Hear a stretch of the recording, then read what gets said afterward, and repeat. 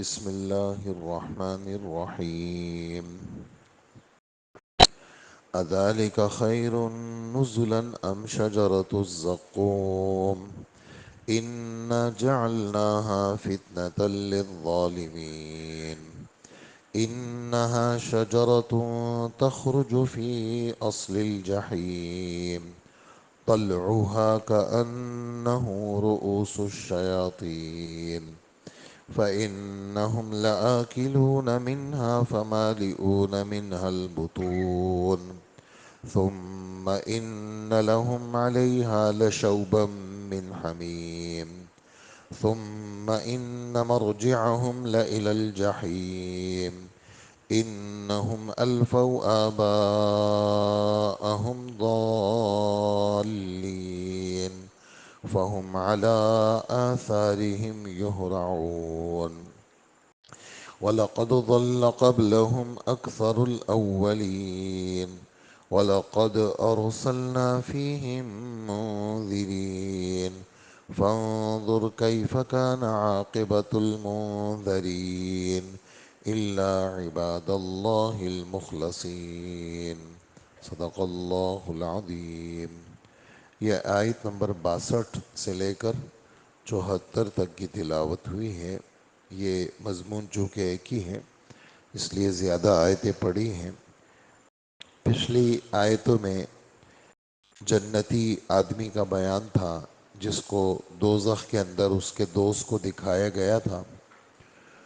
آگے دوزخ کا ایک نقشہ اللہ جل جلالہ بیان فرماتے ہیں کہ اللہ پاک فرماتے ہیں، آیت کا ترجمہ پہلے سن لیجئے، بھلا یہ مہمانی اچھی ہے جو اس آدمی جنتی کو ملی، یا زقوم کا درخت اچھا ہے؟ ہم نے اس زقوم کے درخت کو ان ظالموں کے لیے ایک آزمائش بنایا ہے.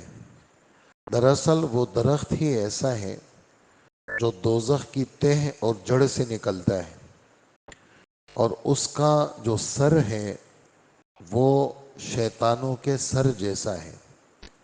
چنانچہ دوزخی لوگ اسی میں سے خوراک حاصل کریں گے اور اسی سے پیٹ بھریں گے، اور پھر انہیں اس کے اوپر سے کھولتے ہوئے پانی کے ساتھ دوزخیوں کا خون اور پیپ ملا کر کے ملے گا. پھر وہ لوٹیں گے تو دوزخ ہی کی طرف لوٹیں گے. انہوں نے اپنے باپ دادوں کو گمراہی کی حالت میں پایا تھا، چنانچہ یہ انہی کے نقش قدم پر لپک لپک کر ان کے پیچھے دوڑ رہے ہیں. اور ان سے پہلے جو لوگ گزرے ہیں ان میں سے اکثر لوگ بھی گمراہ ہو گئے. اور حقیقت یہ ہے ہم نے ڈرانے والے خبردار کرنے والے پیغمبر ان میں بھیجے تھے. اب دیکھ لو جن کو خبردار کیا گیا تھا ان کا انجام کیسا ہوا. البتہ جو اللہ کے چنے ہوئے برگزیدہ بندے ہیں وہ اس میں محفوظ رہیں گے. اللہ پاک ان کی حفاظت کریں گے، باقی دوزخ میں جلیں گے. یہاں آپ حضرات نے ابھی ایک جملہ سنا ہے، زقوم کا درخت ہے. تو چونکہ جن لوگوں کے درمیان میں اللہ کے رسول موجود تھے وہ لوگ عربی زبان کو جاننے والے تھے. تو یہ زقوم کا جو درخت ہے، اب عام طور سے درخت میں تو نمی ہوتی ہے، پانی ہوتا ہے. اب اگر ہرا پتا آپ آگ میں ڈالیں گے تو کیسے جلے گا؟ یا ہری بھری ٹہنی یا ہرا بھرا درخت آپ ڈالیں گے تو نہیں جلے گا جب تک سوکھ نہ جائے. تو یہ جملہ جب آئے کہ جی درخت ہے، وہ زقوم ہے اور دوزخ کے اندر ہے، تو اس کا انہوں نے مذاق اڑایا. کنہوں نے؟ کافروں نے. خاص کر ابو جہل کا نام آتا ہے. تو ابو جہل نے کہا کہ اچھا زقوم جو ہے وہ یہ ایک درخت ہے جو تہامہ عرب ہی کے علاقے میں ایک جگہ ہے، وہاں پر پیدا ہوتا ہے، اور عام بنجر صحراؤں کے اندر بھی پیدا ہوتا ہے. ہمارے یہ اندرون سندھ کے علاقوں میں بھی ہے، اور ہندوستان کے اندر بھی اس کو ناگ پھن کہتے ہیں. آپ نے دیکھا ہوگا سانپ کی قسمیں ہوتی ہیں. بعض سانپوں کے سر بالکل ایسے ہوتے ہیں سیدھے، بعض آپ نے دیکھا ہوگا یہ جو مداری ٹائپ کے لوگ ہوتے ہیں وہ سانپ دکھاتے ہیں، تو ان کے پاس ایک سانپ ہوتا ہے، آپ نے دیکھا ہوگا ایسا بالکل جیسے چمچ نما، اور جیسے وہ اس کی زبان ہوتی ہے اور وہ یوں یوں ہلتا رہتا ہے. تو اس کو یہ والی جو چیز ہے اس کو پھن کہتے ہیں عربی اس کے اردو کے اندر. تو اس کی جو اوپر کا حصہ ہے درخت کا ہوتا ہے، یہ سندھ کے اندر بھی ہے، بالکل بنجر علاقوں میں پیدا ہوتا ہے. تو یہ درخت، اچھا پرانی اردو میں اس کو توہڑ کہتے ہیں.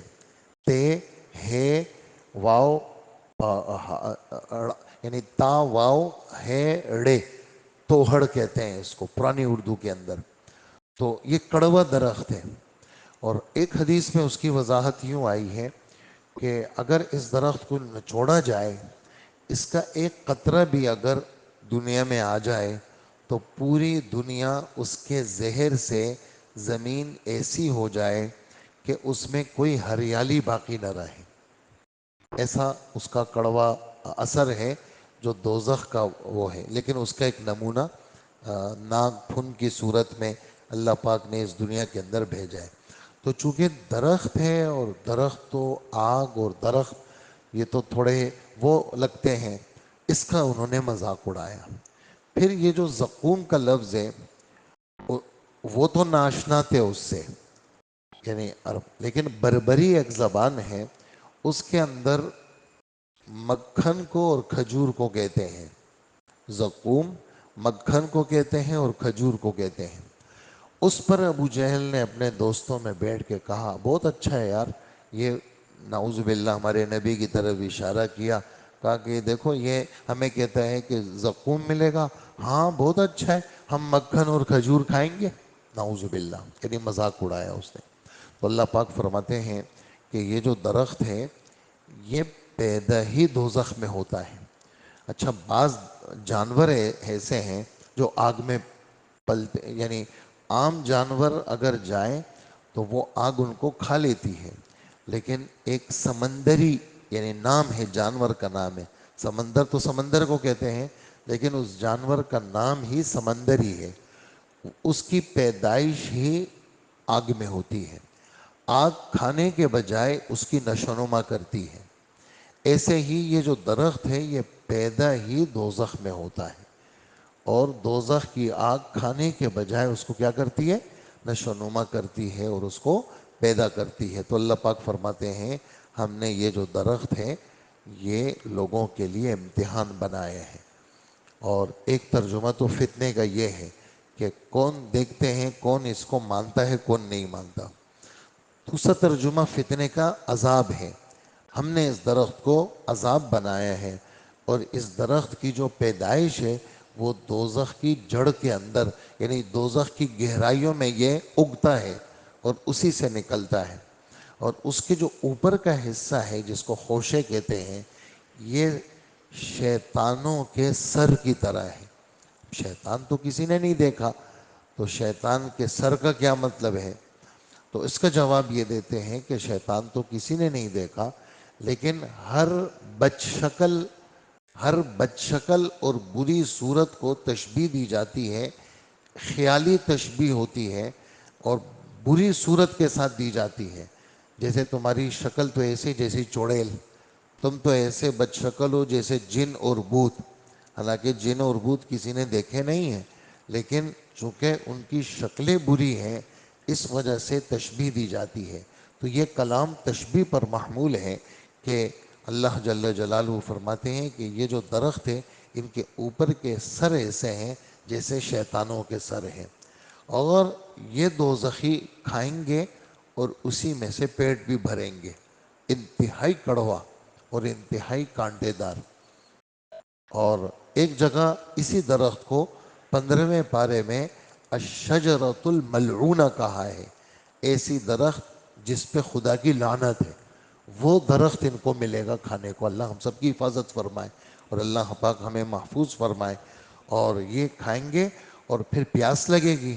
جب پیاس لگے گی تو اس پیاس کے لیے ان کو کھولتا ہوا پانی، حمیم کہتے ہیں کھولتے ہوئے پانی کو، شوب کہتے ہیں شین واو با ملاوٹ کو کہتے ہیں۔ کیا ملائیں گے؟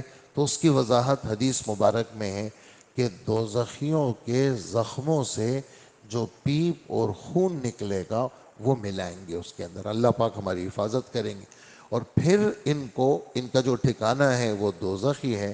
اور وجہ کیا ہے کہ یہ اپنے نبی کی ترتیب پہ نہیں چلے، اپنے باپ داداؤں کی ترتیب پہ چلے، اور باپ دادا بھی گمراہ تھے، ان کے بچے بھی گمراہ تھے، اور یہ بجائے اس کے کہ ان سے نفرت کریں، یہ ان کے پیچھے سے دوڑ لگاتے تھے۔ نبیوں کو ہم نے بھیجا ڈرانے کے لیے، لیکن یہ دنیا کا دستور ہے کہ ماننے والے لوگ بہت کم ہیں، نہ ماننے والوں کی تعداد، اپنی منمانی پہ چلنے والوں کی تعداد بہت زیادہ ہے، اور ماننے والے کیا ہیں وہ بہت کم ہیں۔ لیکن بہرحال ڈرانے سے گریز کرنا یہ بھی ٹھیک نہیں ہے، ہم نے ڈرانا بھی ہے، خوشخبریاں بھی دینی ہیں، جانا بھی ہے، ملاقات بھی کرنی ہے، لوگوں کو سمجھانا بھی ہے، لوگوں کو ترغیب بھی دینی ہے۔ بہرحال جس کے مقدر میں ہوگا وہ آ جائے گا، اور جس کے مقدر میں ہوگا وہ نہیں آئے گا۔ لیکن یہ دنیا کا نظم ہے، ہم نے سابقہ ترتیب ایسی ہی رکھی تھی، اور نبیوں کے قصے اللہ پاک اس لیے سناتے ہیں۔ آگے قصہ شروع ہو رہا ہے، وہ ہمارا اگلا درس ہوگا۔